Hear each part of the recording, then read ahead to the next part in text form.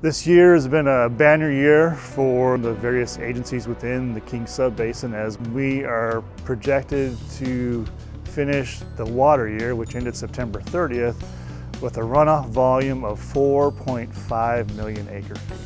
In historic water years like this, we are doing everything possible to capture as much water as we can. We've demonstrated once again how much water we can take and put in the underground.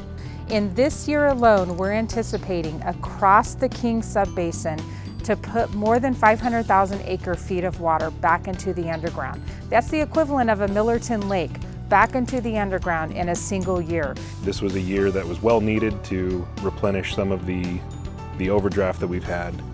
We have a lot of facilities that we have planned for post-adoption of our GSP, our Groundwater Sustainability Plan, and we're able to utilize those facilities. That only happens with intentional planning, coordination, and efforts taking place well in advance of that historic water year from occurring to be able to be ready and stay ready to be able to capture as much water as we possibly can in the wet years. What we have seen across many areas within our King Subbasin is we've seen water levels come up. I mean, we're blessed with good geology that allows us to infiltrate water with a percolation rate of about a foot per day. After several dry years, makes a big difference for us. Of note, we have one pond right next to the little community of Tombstone. It's a disadvantaged community just south of Sanger. We made a special effort to build a recharge basin within about 900 feet of the edge of their community. So we're looking out for our growers and our residents as well. What's the saying? High tide floats all boats, you know? So by us recharging, it helps the entire basin.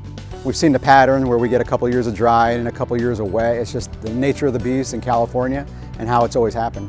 So I think the more water we're able to get into the ground to save for the rainy days, the better it is. I believe that as long as everyone's pulling together and trying to get as much water in the ground as possible, we could help the water situation in our basin. As part of our groundwater sustainability plans, the various GSAs and irrigation districts are going to be working cooperatively to build additional basins, so when that next water year comes, we'll be setting even more records for recharge.